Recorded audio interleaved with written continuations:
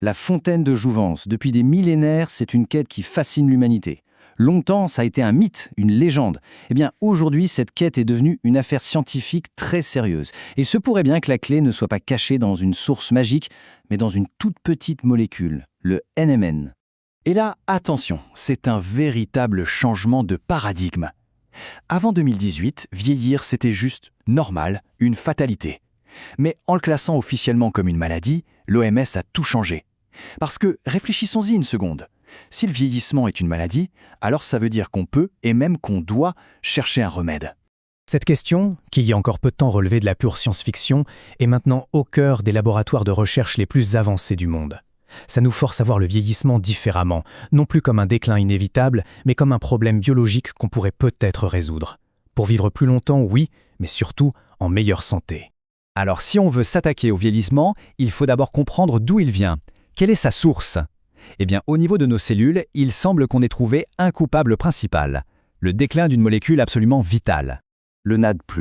Il faut voir ça comme l'étincelle de vie de nos cellules. C'est lui qui permet de transformer la nourriture en énergie et c'est aussi lui qui aide à réparer notre ADN quand il est endommagé. Pour faire simple, sans NAD+, c'est comme si on coupait le courant. La machinerie s'arrête net. C'est vraiment aussi fondamental que ça. Accrochez-vous bien parce que ce chiffre est brutal.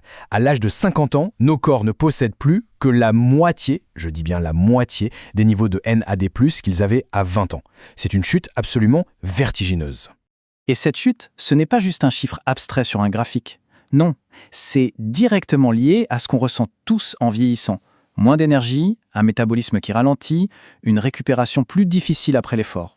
Pour les scientifiques, c'est clair, cette perte de NAD+, est l'un des grands moteurs du processus de vieillissement.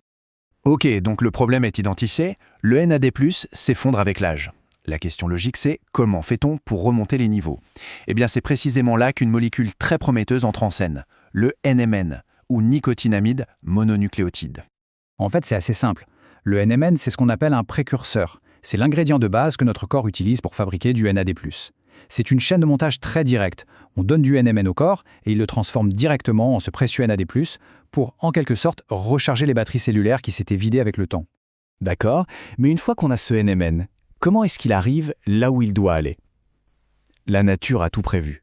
Elle a son propre service de livraison ultra sophistiqué, les vésicules extracellulaires, ou VE. Il faut vraiment imaginer ça comme des mini-camions de livraison biologique. Ces petites capsules protègent leur cargaison de NMN pendant tout le trajet dans notre corps et s'assurent de la déposer intacte aux portes des cellules qui en ont le plus besoin. C'est un système naturel, élégant et juste brillant d'efficacité. Bon, la théorie, c'est une chose, mais passons aux preuves. Et là, attention, c'est assez spectaculaire. Avant même de penser aux humains, les études menées sur les souris ont donné des résultats tout simplement stupéfiant. Ce qui s'est passé est fou. Les souris âgées qui ont reçu du NMN, c'était comme si on avait remonté le temporel. Elles ont retrouvé l'énergie et l'activité physique de leur jeunesse, leur métabolisme a redémarré, elles n'ont pas pris le poids typique de l'âge et leurs muscles se sont régénérés. C'est comme si on avait redémarré toutes leurs petites centrales énergétiques cellulaires. Et ça ne s'arrête même pas là. Les bienfaits se sont propagés absolument partout dans leur organisme. Une meilleure fonction cérébrale, une protection du cœur, une vue améliorée et même une réduction de cette fameuse inflammation chronique qui est l'une des pires signatures du vieillissement. Du coup, cette phrase, prononcée par l'un des chercheurs impliqués dans l'étude, résume tout parfaitement. Le NMN est clairement une fontaine de jouvence murine, c'est-à-dire pour les souris. Le terme fontaine de jouvence, on pourrait penser que c'est exagéré, mais vu l'ampleur des résultats, il prend tout son sens. Ok, des résultats incroyables pour les souris, c'est génial, vraiment. Mais la question qui nous brûle tous les lèvres, c'est « et pour nous, les humains, est-ce que ça marche aussi ?» C'est la question à $1 million. Peut-on vraiment transposer cette fontaine de jouvence du laboratoire à notre quotidien ?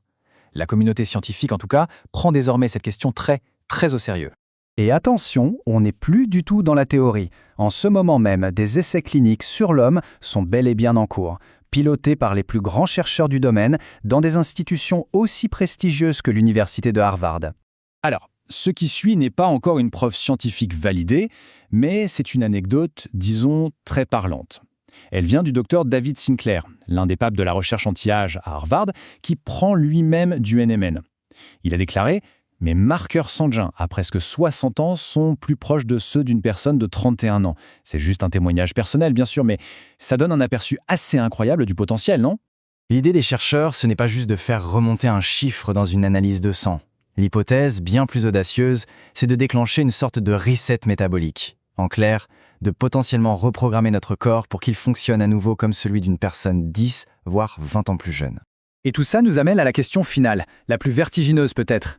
L'objectif, au fond, ce n'est pas simplement d'ajouter des années à la vie, c'est d'ajouter de la vie aux années. L'idée de pouvoir rester en forme, actif, autonome et en pleine santé beaucoup plus longtemps, ce n'est peut-être plus un rêve lointain. C'est une possibilité bien réelle que la science est en train d'explorer. Là, maintenant, sous nos yeux.